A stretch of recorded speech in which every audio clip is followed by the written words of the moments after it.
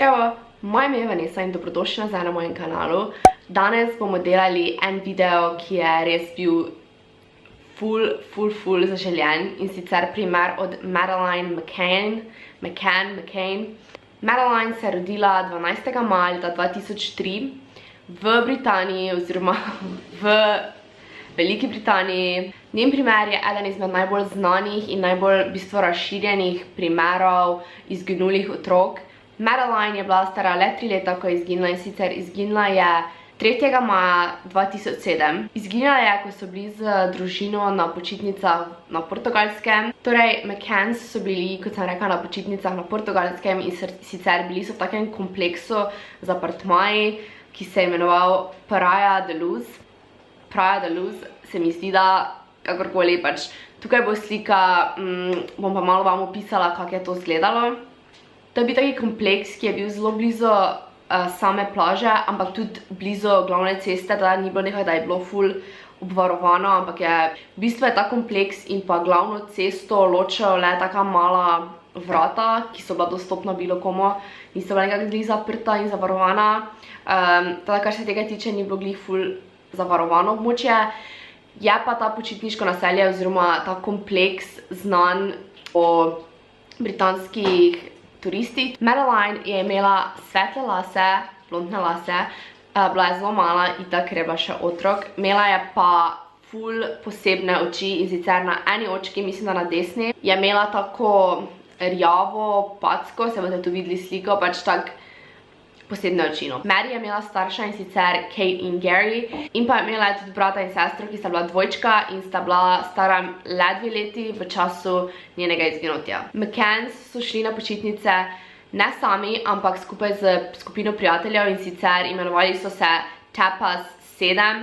Tapas je bil bar oziroma restauracija v tem kompleksu, o katerem bom govorila malo kasneje.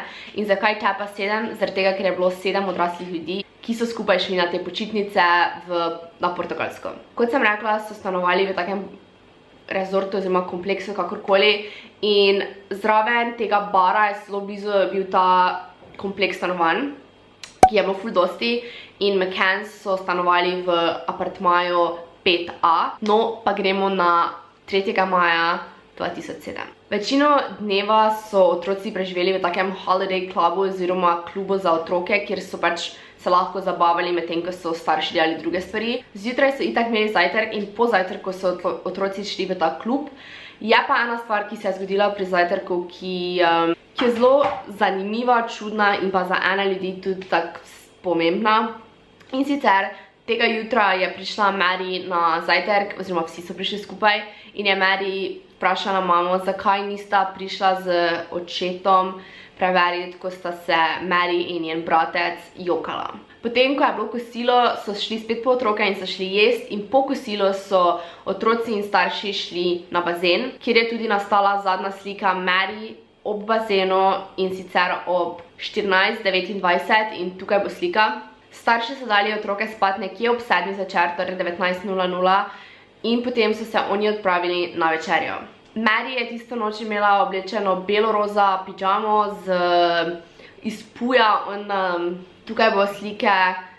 Ko je šla spat, je zraven imela svojo dekico in pa svojo plišasto igračko po imenu Cuddle Cat. Vsak večer, kot sem rekla, ko so starši dali spat otroke, so potem čez nekaj časa, ko so pač otroci zaspali, šli v ta tapas bar, o katerem sem govorila prej, ki je zelo blizu apartmajev. Otroke so dali spat, kot sem rekla že prej, ampak sicer zaspali, prav da so zaspali, so nekje ob 20:30, torej ob 8:30 zvečer. Zdaj pa, ta restauracija je od njihovih apartmajev oddaljena na tanko 55 metrov. Sicer, ko sediš v restauraciji, ne moreš videti celotnega apartmaja, vidiš apartma, ampak ne vidiš vhodnih vrat, in pa v bistvu vidiš zgornjo polovico apartmaja 5A. Je pa pač kao ful blizu, da lahko imajo svoje otroke na očeh. In pa starši, torej Tapas 7, so vsak večer imeli isto mizo v restauraciji, so se tudi dogovorili z tistimi kelnarji in pa ljudmi, ki so delali tam, pač da imajo vedno isto mizo, da lahko vidijo svoje otroke oziroma apartmaje. McCanns so svoje otroke pustili odklenjene, v bistvu vhodna vrata so zaklenili, zadaj pa so tista vrata, ki vodijo na balkon oziroma na teraso, pa so pustili odklenjena. Vsak večer, ob večeri so starši šli preverjati svoje otroke vsake pol ure. Jerry je bil prvi, ki je šel preveriti na svoje otroke in sicer ob 21:05, le pol ure zatem, ko so oni dejansko prišli do restauracije. Ko je prišel do apartmaja, je opazil, da so bila tista zadnja vrata odprta na stežaj, kar pač niso tako pustili, oni so vrata priprli. Tudi vrata do spalnice so bila odprta, kar so oni pač vse zaprli in še zagrnili, da noben ne bi videl, da so noter otroci, da spijo. Ob 21:15 je na svoje otroke šla preveriti Jane Tanner in tu je ona potem rekla, da ko je ona šla do apartmaja svojega, je videla nekega moškega, kak nosi punčko v naročju, ki bi lahko bila Mary, ki je rekla, bila blondna, ampak takrat itak smo na to pomislila. Ta podatek je bil velik del preiskave in ful so želeli najti tega moškega, ki je nesel Mary, ampak na koncu so ugotovili, da je dejansko bil sam oče, ki je nesel svojega otroka, ker so šli domov.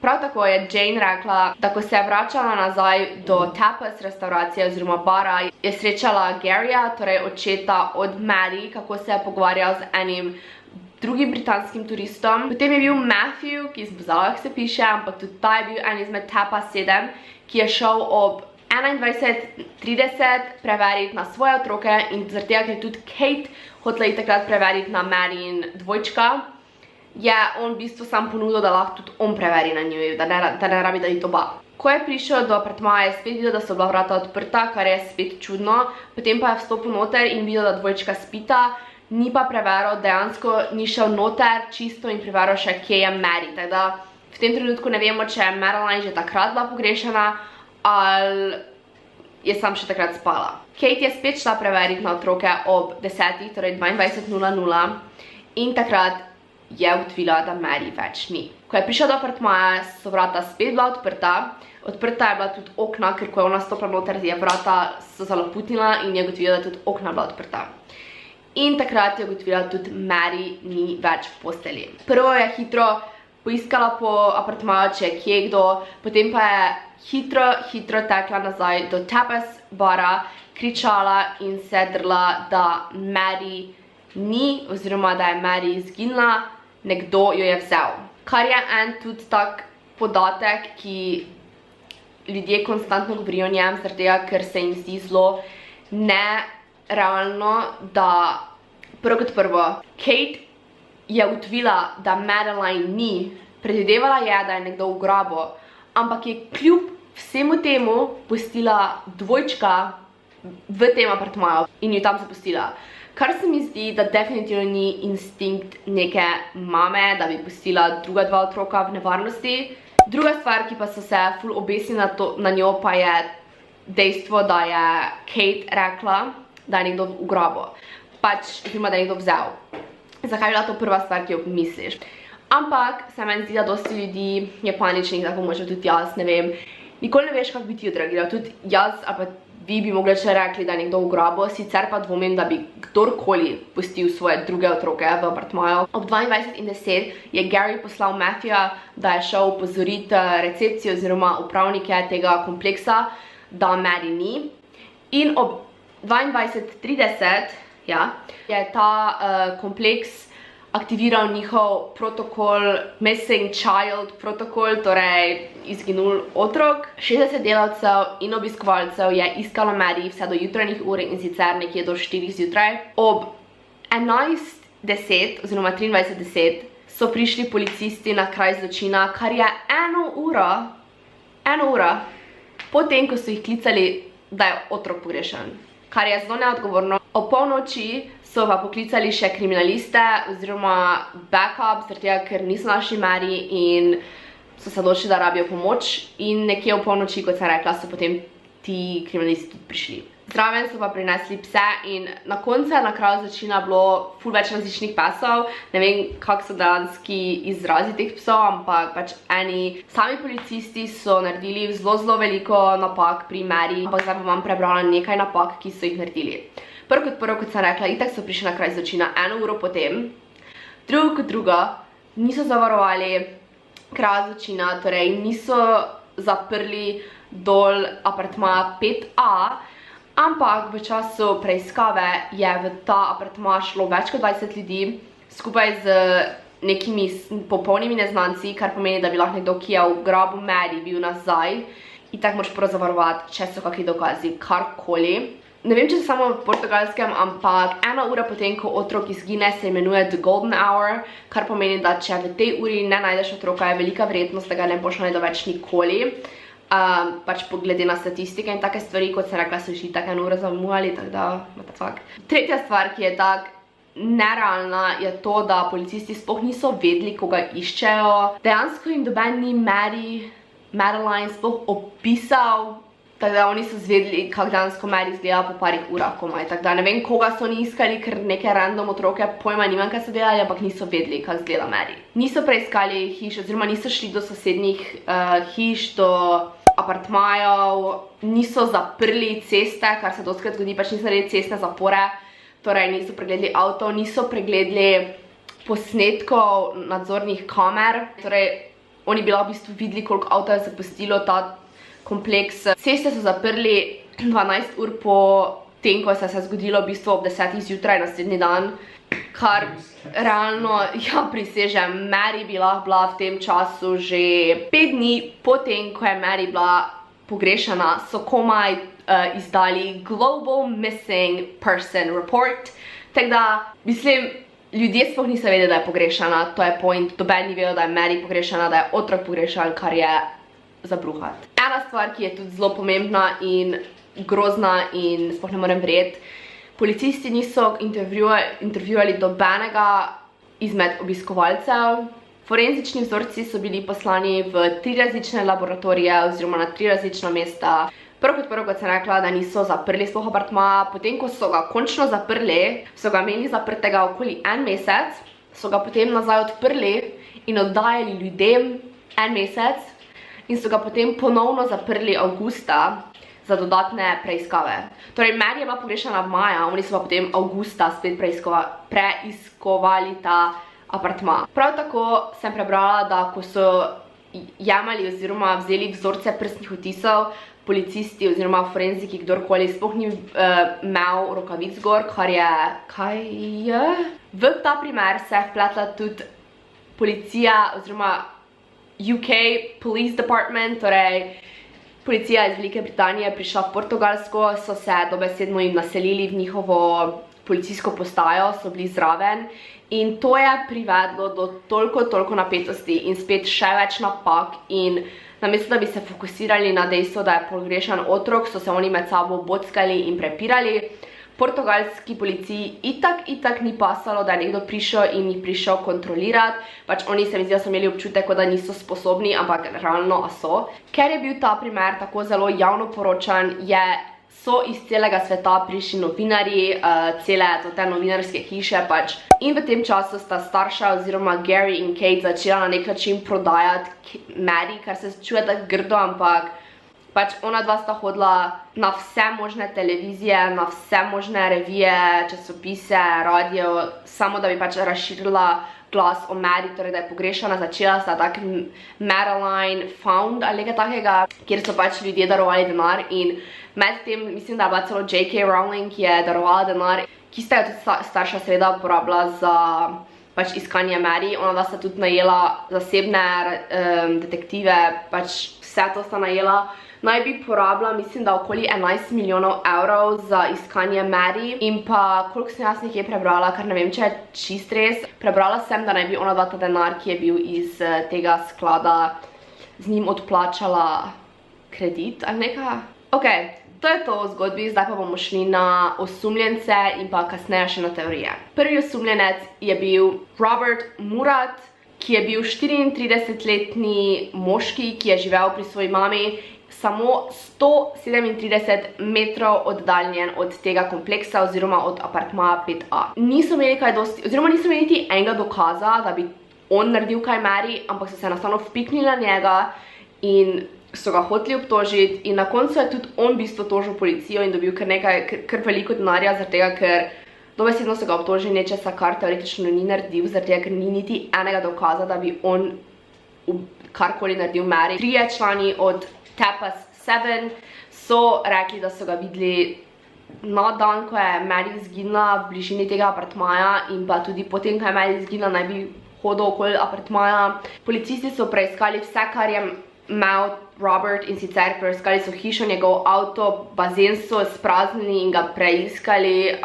potem računalnike, pač vse možno, tudi pse so pripeljali, ampak kot sem rekla, niso našli ničesar. Drugi osumljenec je grd, svetlolas moški, tudi njega so videli v bližini tega kompleksa in zato pač predvideva, da bi lahko on kaj naredil.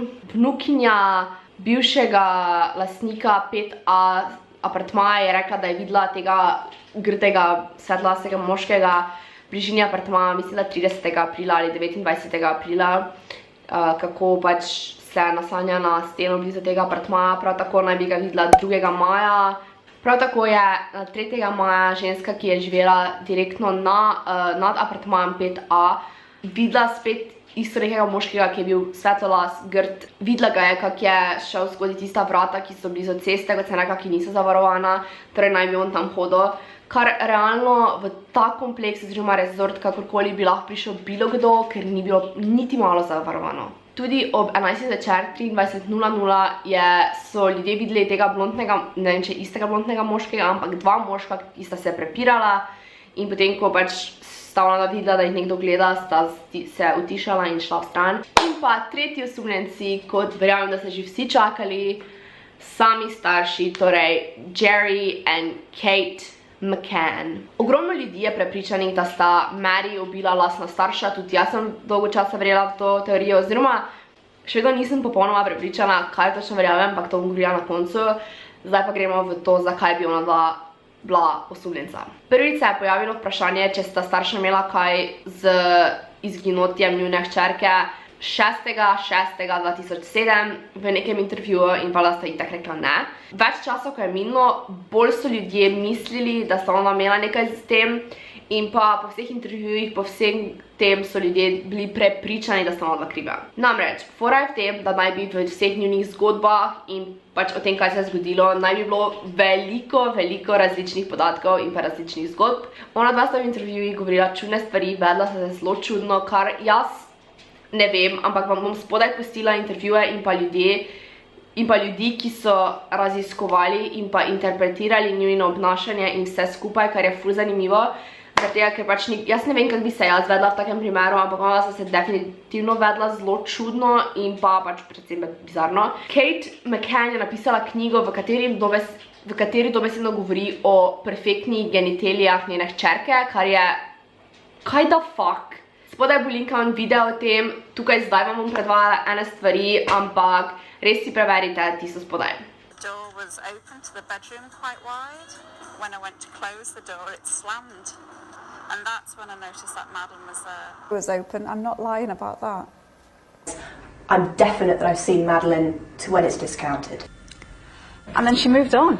No to so ti videi, ki kot vidite so čudni. Prav tako Kate McCann, ko je bila intervjuvana se strani policije, ni odgovorila na 48 vprašanj od 49. Njen komentar je bil no comment, oziroma ni hotela odgovoriti na 48 vprašanj. In zraven je imela odvetnika, kar pač se meni tako zdi, eni ljudje so ful nasprotovali temu, ampak meni se zdi logično, ker ko veš, da ljudje hočejo tebe kriviti, boš imel nekoga zraven, da ja ne rečeš kaj narobe, ker doben noče biti kriv za smrt otroka, sploh svojega otroka, če tega nisi naredil itak. Kot sem rekla, so policisti pripeljali pse, ki navohajo oziroma lahko najdejo sledi smrti. In naj vam povem, kje so našli sledi smrti, tu bo slika. Našli so sledi smrti v pretlažniku sposojenega avta od Kate in Jerryja. Kar je čudno je, da so si ona ta avto sposodila 3 tedne po izginotju Mary, kar dosti ljudi misli, da pač se je v tem avtu že prej kaj čudnega zgodilo. Drugi imajo teorijo, da sta ona dva truplo od Mary tako dolgo skrivala. Potem ostanke smrti so našli tudi v samem apartmaju 5A in sicer za kavčom in pa v omari staršev, mislim, da v omari staršev.